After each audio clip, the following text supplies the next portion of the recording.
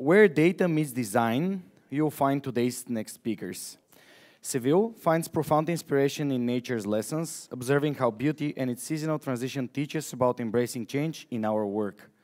Then, when she's not immersed in UX, she explores the wider visual arts to enrich her perspective beyond her immediate discipline. Meanwhile, Maya, a swing dancing data enthusiast, brings rhythm to research, combining her love for precision with artistic expression through drawing and yoga, proving that data analysis can be as fluid as a dance move. Their talk, More Than Metrics, the True Role of Data in UX Research, draws from their complementary worldviews. Sevil's insistence that good UX cannot exist in a silo, that sends us back a presentation or two, and her emphasis on aligning with business strategy meets Maya's philosophy on fearless communication. Don't be afraid to ask when you don't understand and speak when you know. Together, they'll unravel how metrics tell stories far beyond numbers. Their approach is deeply rooted in their shared appreciation for beauty in all its forms, from nature and design to precision and arts. When they are not revolutionizing how we think about UX metrics, you might find Maya flowing through the yoga sequence or perfecting her swing dance moves, while Sevil So there's a lapse, contemplates how working with great professionals on cool products continue to inspire her journey in UX. Their partnership demonstrates that when artistic sensitivity meets analytical precision, magic happens in user research too. Ladies, the stage is yours.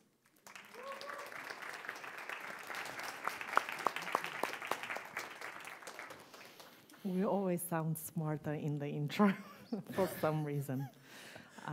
Hello, everybody. Let's see how well it's locked. Can you unlock? It's gone to locked. I can't replicate that. Oh, there we are. Okay. Hi, I'm Sevil. I see a lot of familiar faces, and I'm really glad to be here today to speak to you about metrics and data. But first, let me tell you a little bit about the things that I love as a designer. I love Dieter Rams, what a legend. I love a double diamond, not just because I'm a girl and diamonds are a girl's best friend, but double diamond is a designer's best friend. I love a good coffee.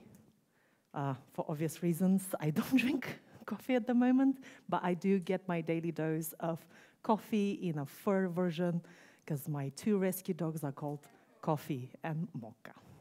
That's a little bit about me. But let's start and look into metrics. Well, the overview, I think I'm not going to say anything new to anyone in this room, but we have two main verticals of data that we usually work with: quantitative and qualitative. If we dig deeper into the quantitative, the main question that quantitative data should answer for all of us is, what is happening? In the UX world, that usually is in a UX research environment, right? You do a usability test, and then you start looking at things like click-through rates, bounce rates, you look at system usability, scale, and that sort of stuff. And that is great.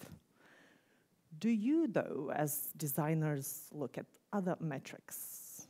Anyone? Is it normally this? This is good. But there is so much more. There is so much more data that I believe, that designers should care about. Why is that? If you only look at data in terms of the UX research that you do, like the ones that we just looked at, that puts you in a silo. What you are producing is actually bigger than that. It affects many more areas in the product than that. So, simple example. You're creating the most beautiful animation that can ever exist. You add it to a screen. Do you think about the load time? Engineers think about the load time, and they come back and say, Sevil, we can't do this. The page is going to load twice as slow. And that's how you affect performance metric that you normally don't own, or you believe you don't own, right? Another example. You're playing out with a layout, and you're like, oh, where should I put this buy button? Like here or there? Well, it's very, very important decision you're making there, because where you put it might affect the revenue of your company. So you are affecting the whole business with a decision that is a designer's decision, but the way you measure it, it's somewhere completely else. So, many metrics, I'm not going to go through them, but please, my first ask, it's not even a tip, I ask you, I beg of you, think about data more than just UX data. Think about the metrics that your PMs are looking at, the business is looking at. Those are important. The more you do that, the better designer you will become, I promise you. How do you do that, though? So we don't have enough time to give you all the clues, but I'll just give you a few simple clues. Your biggest shortcut is the PM world. The PMs normally represent business. And a designer towards the business understanding, I think that really, really helps designers.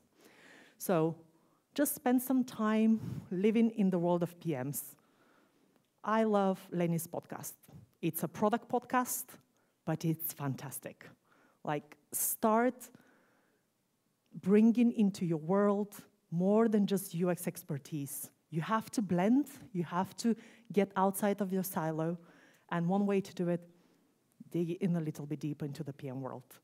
I'm not saying stop coming to UX events. I love it because I love being part of the community, but don't limit yourself. Go to Product Tank. Have you been to Product Tank event? They're pretty regular. They're here in Sofia. Like, go and see how product managers speak about data, because what you produce, it is affected. And please don't skip. Read some business books. Won't hurt you, really. Just read some of the books. They're great inspiration. You can actually use them to speak to others that are not from your world. Okay, we're going back to the two verticals. You have qualitative and you have quantitative. We covered quantitative briefly. Let's look at qualitative. Qualitative looks at why is something happening? And I have good news here. I honestly believe designers are best put to answer that question. In a product business, in a tech business, software business, designers have such a high empathy and such a high understanding of the users that usually they can always look behind something and start to understand why is it happening for a user. So that is a strong suit. Katja said it again earlier, if you remember. Please use that, and use that wisely. So if we look at the different types of qualitative data that we usually perform, it's of course like a user interview. You can do many other things. And while quantitative data needs scale, like you have to have a lot of numbers for them to start saying something, with qualitative, like you can do a user interview with 5, 6 people, and you can get so much qualitative gold. The only ask here is ask good questions, open questions most of the time, and remove the bias from those questions. That's all. You're doing great. Just continue doing the good qualitative stuff. Now, is this enough? Like, you care about many metrics, you care about more of the metrics from today on, you have the qualitative insight, all good. Is that enough? Does that do the job? Are you seeing the bigger picture? You can, and how you do it, it's just by making something very, very small. So the what and why, you have it.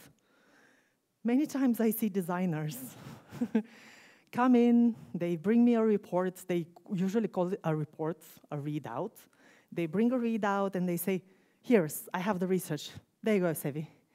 And then I start reading, and since they've done the research and I'm just reading the research, I just read facts, like users did this, 5 of 6 people did that, and then they said this. And I'm like, but where is the context? Like, link it, make it meaningful, right? You have the facts, but it has to mean something at the end of the day. Is it your recommendation? Is it what you analyze? Like, use your analytical skills. So don't just tell me 10 people did this. Fine. Thank you. Okay, what should we do? So please link it, and if you do this well, you're definitely already solving a problem. If you can make meaningful links between quantitative and qualitative data, that's perfect. You can solve a problem. The next level is if you can discover multiple patterns like this, and you can see how they overlap.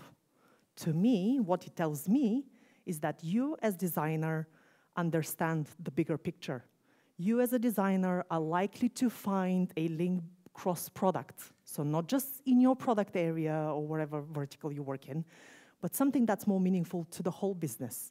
And that's how you become influential. And that's how you start recommending things that are much more meaningful than what you could do like a step ago, right?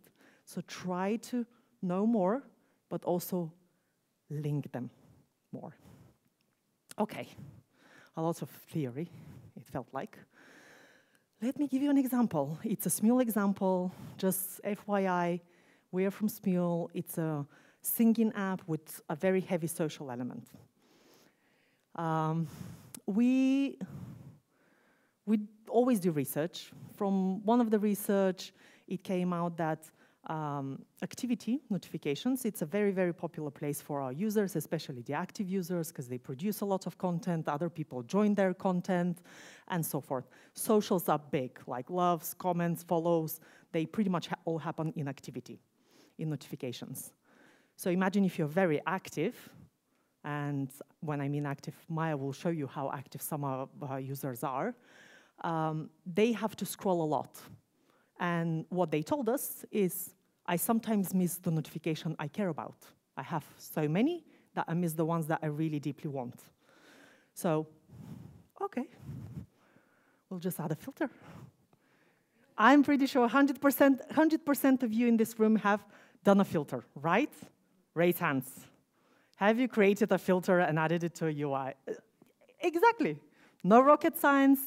We said, let's give them the opportunity to look at the different types of filters. So when they click on filter, they see all the different types of notifications they have, they select what they want, they apply it. All good, right? So that's what we did. We added a filter. We put it out in the world, and we always, by the way, do, not always, 95% we do split test when we go live in Smule. So we don't go to production 100%. We go split test, we got out the split test, and users were saying things like this, woohoo, like we've been asking for this forever, like this is amazing, thank you so much. Qualitative goals, we're like patting on our backs, like great job guys. But the product metrics were not as convincing. Joiners were down, unique social senders were down, socials, like the general area of like loves, comments, and follows, was 7% down. We had 2 that were up, again, subs and cancel. These are very important to the business. None of this is UX metric, right? These are all business metrics we're talking about. Those were up, but they were completely insignificant. Well, as a designer, I usually would really only focus on this side, on what people are saying. Like, that's what we are not taught to do, but that's what we usually do. Like, care about this side. And if we weren't looking at the other side with the metrics, we would think that this is great, this is working absolutely perfectly fine. People are happy. That's what they're sharing. So when we have mixed results like this, we kill the test. So we just pull the plug and say, something's not right. Like, we expected a lift, we're seeing a drop. That's not okay, like something's wrong. So we kill the test, and of course, in the meantime, when you kill the test, people start complaining, hey, what happened? We really love this in socials, and then when you go to Google Play Store, actually they started giving us lower rating. Like, that's a tool they use. That's what our users use to tell us what they like and what they don't like. So they started 1 to 3 stars and asking us to like bring it back. So we had to understand what was going on. We had a couple of hypotheses. I couldn't put them, not enough time. We tested them. They didn't work again. So we were a little bit desperate, like, why is it not working? We have no idea. But the data was saying that something's not really right. And then just randomly, really randomly, we went back to a very popular group that our users use in Facebook. And in a rabbit hole of a thread, I don't know like how we found it, but actually what we saw is that maybe that is our problem. Some of the users thought that when they were using the filter, they were filtering in. Some of the other ones were thinking, no, hey, you're filtering out. And they having like a whole discussion, like, no, you're filtering out. Okay, maybe that is what was wrong all the way. And that is qualitative. And we found it. We have the luxury of having very active community. They speak a lot. Normally, they're very unhappy with us, with the changes we make. So that's really how we found out that maybe this is really the cause. So naturally, we have another iteration on the filter. And this time, pretty simple. We just changed some of the wording from filter, like in, out, it's showing. And you start with showing all. And then when you go through the list, again, you have show, and you select what you're going to show. And you end up with loves, follows, +1. So we made it a little bit clearer of actually what they're seeing in that list when they filtered it out. And that's our latest iteration. You will ask me, did it work, Sevil? And I'm like, Stallone in Cliffhanger. By the way, I guess a lot of you are younger, you haven't watched it. But whoever's watched it, like Stallone in Cliffhanger. Well, we don't know yet, because we're still trying to get it out and to test it out. So if Jimmy invites us next year, we'll let you know how it went. But this is what I mean when you have to use the data and you have to care about like all sides of data and you have to make the links between them and not to give up like, oh, that's not a UX thing. It is a UX thing at the end of the day. All right, so I want to summarize it. I want you to think of data as ingredients. Well, you have your flour, you have your water, you have your salt. You do need that yeast, though, like that context, that background story to make it all sensible. And then when you do that, then you get the bread. With bread, you can feed people. Bread removes hunger. It's valuable. That's what we should aim at. So no ingredients, not only ingredients, turn it into bread, and then you serve it, okay? So, is that enough? No, I still want you to do more. I want you to use what you've learned, but I want you to always tell the story in a way that's best fitting whoever you're speaking to. Tell the story in a way in which works for the person you're speaking to, whether it's an engineer, a product person, a stakeholder, whoever that is. And I want to give you a little bit of, this is how I imagine it works if it was music.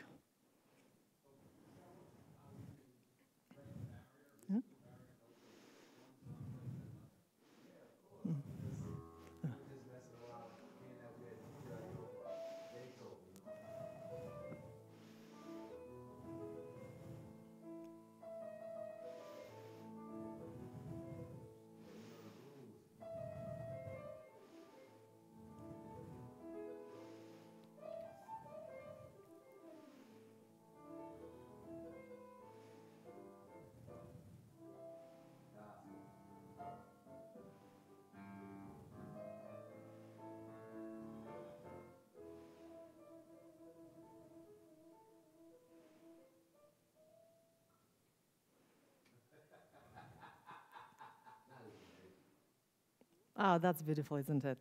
One story told in 3 different ways, because that may be what your audience needs.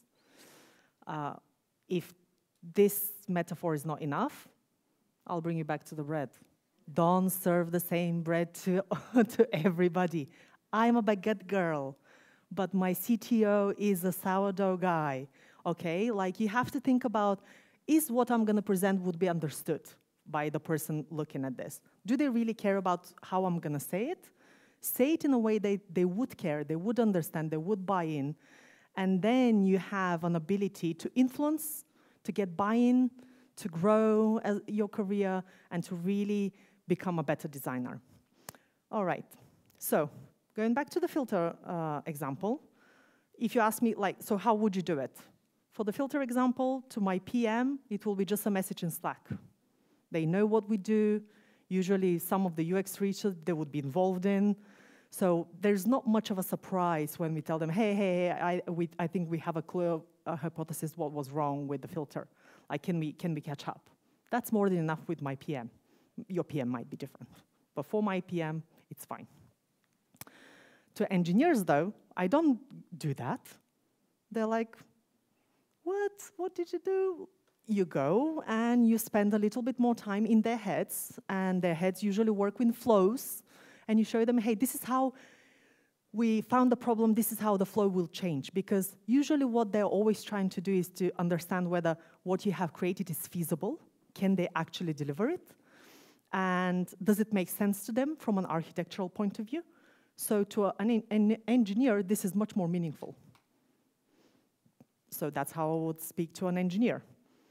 And if I go to the C-level, I would pull up a Google Play Store with all our ratings, and I will point at, in the 7 days after we stopped the test, can you notice how our one-star reviews have gone up, right? And they really care about Google Play Store reviews because they're usually very much in correlation with downloads. Are people downloading more? Are we featured more in the App Store? Less, and so forth. So to the C-level, I would go with this. And that's what I wanted to share. But we're not done, because Maya now is going to share another great example that we had at Smule when it comes to data, to metrics, and design. Thank you.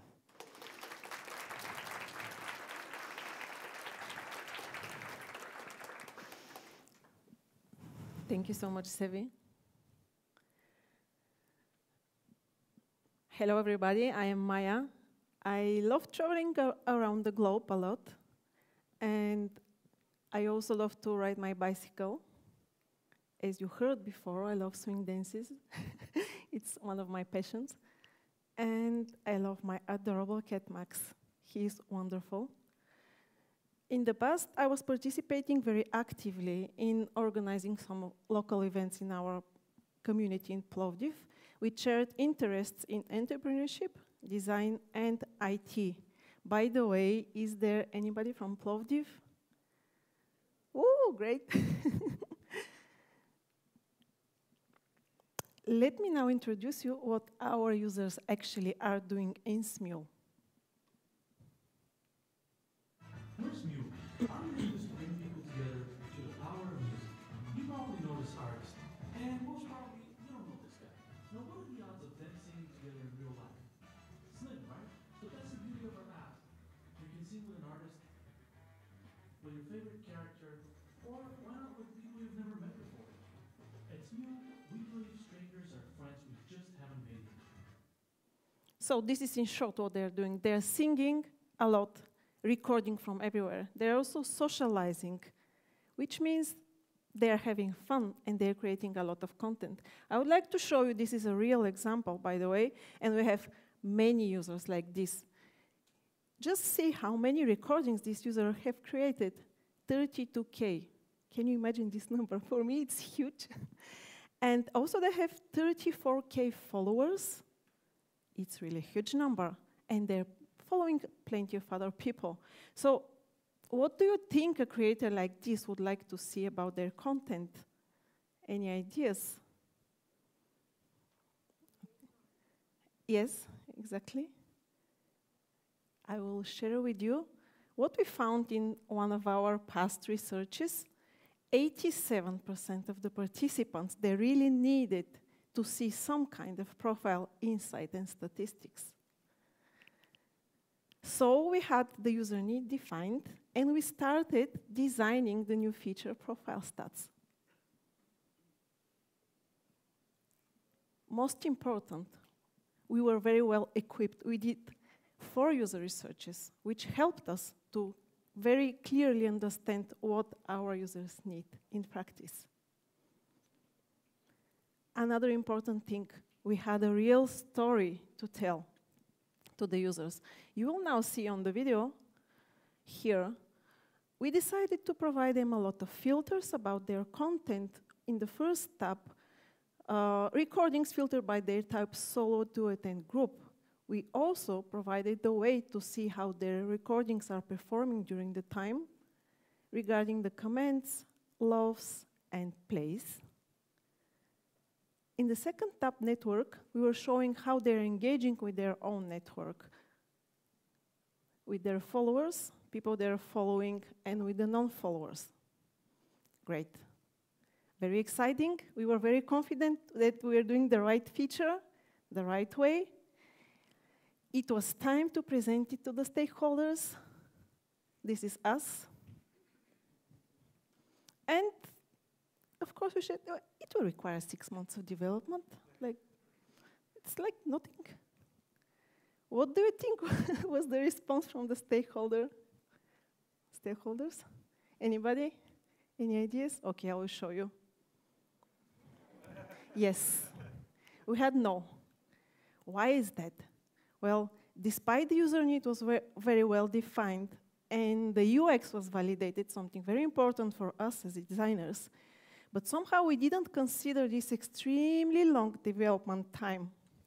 How many businesses out there can afford in investing half a year in something that potentially could occur like not longer relevant in this rapidly changing market? The project was terminated, of course, but we were like, well, we know that this is useful, we know that we can do it, how can we make it doable? So another idea came up. We had the total stats we can show to them. We can do it in like a one-off campaign similar to what Spotify are doing. I am sure that you know Spotify Year in Review. And this is very important. Instead of 6 months of development, it will require 1 month. It will be hard-coded, but visually very pleasing. So this is how our MVP was born out of this big feature, profile stats. What was the response this time? Of course, we had yes, because this time we made it doable. Like in the past, we didn't consider how it will affect our partners, but now everything was fine. I would like to show you some results after releasing the campaign. It was sent out to 500,000 recipients. 16.5% of them opened the campaign. 2.25% of them created content, and we had 80 new subscribers. You can see how it looks like here. Some of the feedback, like to see things like this. Love it. That's cool. Didn't realize I spent that much time on here, though, etc., etc. We had a lot of positive feedback. So this encouraged us to continue further. We moved from this one-off and hard-coded campaign into a real feature, like permanent, a feature accessible all the time. But please pay attention here because we are showing the static numbers, and the only flexible thing here is the filter, the time picker period. The results after releasing this phase, we had 1,800 new subscribers. 2% of the subscribers was visiting this screen daily, and we also had 2 visits per day per subscriber. It is shown here on the graph. Some of the feedback, again, very positive. This is a good idea for a feature. I know every platform has some kind of analytics feature. I just got it, cool feature. Other people are clapping, they really liked it. So again, we had a validation that we are moving in the right direction, and we moved to the next phase. You will see here, we added another tab, profile views. So this increased the numbers. From 2% of subscribers visiting daily this screen, they became 11. And from 2 visits per day per subscriber, There were 14.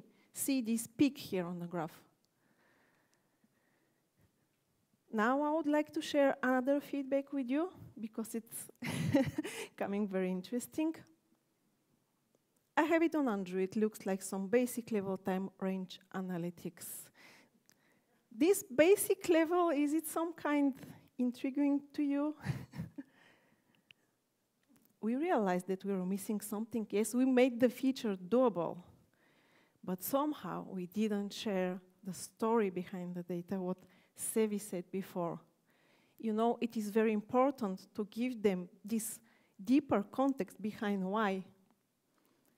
I will use a metaphor again. Our users came for bread, but we gave them only the ingredients.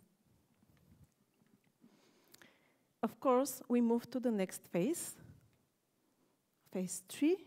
We added more details to some of the statistics. Here is just an example. Now we were not showing to them only the total numbers of loves, but also which are the top 10 most loved recordings, for example. I will give you the final tip in this presentation. Less design ego, more design results. How we achieved this? Well, despite the biggest feature was still valid, but we managed to observe design results only by making it in small steps. And I will repeat something that Sevil said, and Katja said it earlier. Empathy is our superpower, not just for the users, but for our partners and engineers and the business too. We have to remember this as UX designers. And for your next project, ask yourself this question. Are we giving just ingredients or a warm and filling bread? I believe it will help a lot. Thank you so much.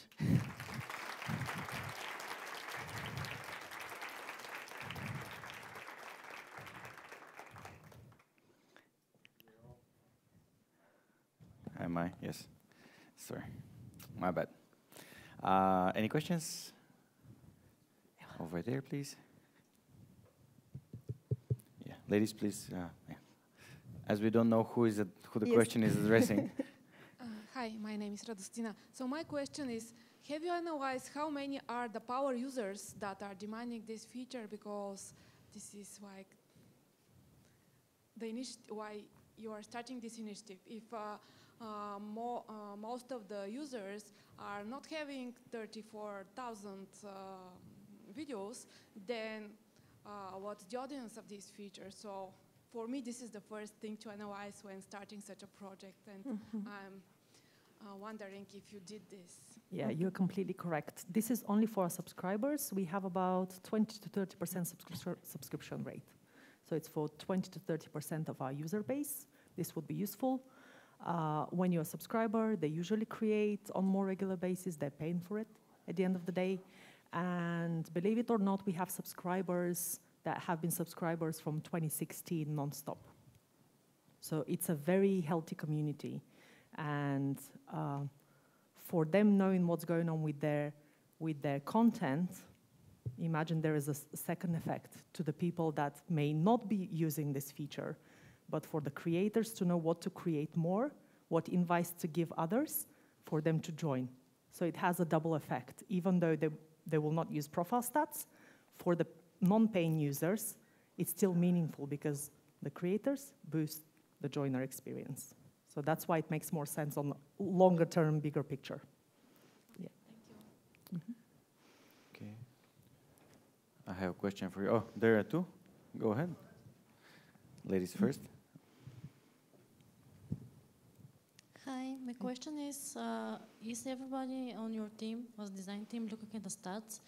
And do you have a specific person who is better with the numbers? Do you have people who are doing this? Because in my company, we have a machine learning team, and they start talking about stuff that I don't get at all. And I'm just curious how it is on your end. Well, yeah, every company will have a different setup. At Smule, the people with the more of the quantitative data would be our PM. So if we have an inclination where we would like to look, we will always work with the PM. They then work with the analytics team if they have to, and so forth. But our PMs are pretty equipped. Believe it or not, depends on the interest as well. Like Yossi from our team also goes into the, we have a tool that is specifically for analytics, and he can do some basic level analytics himself. So it depends. You can go through the steps, but the PMs in our case are usually the people that we go to the first, because they use data all the time. Are they proactive, giving you feedback, or you go to them and ask how are things going? Both ways. Sometimes they proactively, sometimes you ask them, like they can't read your mind. If you have something to ask, you ask them. Good thing is that we always split test, and split tests are always shared across the company how that split test is working. So some things come automatically as well, like you don't have to ask for them, for results. Great, thank you. Thank you. Thank you. There's another question over there, and after that, we'll just continue towards our next lecture as we're running late a bit. All right, so I will step up with this question already. It might be kind of the same, but I think it might be a different answer. First of all, thank you so much for showing real data. That's sometimes what I'm missing in presentations. That's very good. So a very specific question. So who is responsible within the team to monitor this comments, all this data, and how do they give it back to you? And what is the process? Because, you know, coming from a larger organization, I know how hard it is. I want to hear a little bit more how it is with your organization. Thanks. Thank you. Good question. Luckily, we're not that big. So we can all spend our time. If it's a design that you've done, well, it's in your interest to know what people are saying about your design, right? So you go and you check the Facebook group. Most of the time, that's where a lot of discussion happens. Not everything is relevant. As you mentioned, sometimes they're power users. They really are an edge case. So you have to really read between the lines of, is this valid for everybody, or is this valid only for this group of people? But we have a community team. So the community team, they would feed us information back. Google Play Store, it's open to everybody. You can go and check all the reviews for Smule in Google Play Store. So we go and check Google Play Store reviews. We're just lucky that it's a B2C, it's an app, it's entertainment. So people would usually willingly tell us and hate us. So there is a lot, but we try to be as involved, because the more you understand as a designer, the better decisions you can make. So we don't wait for others to do it specifically.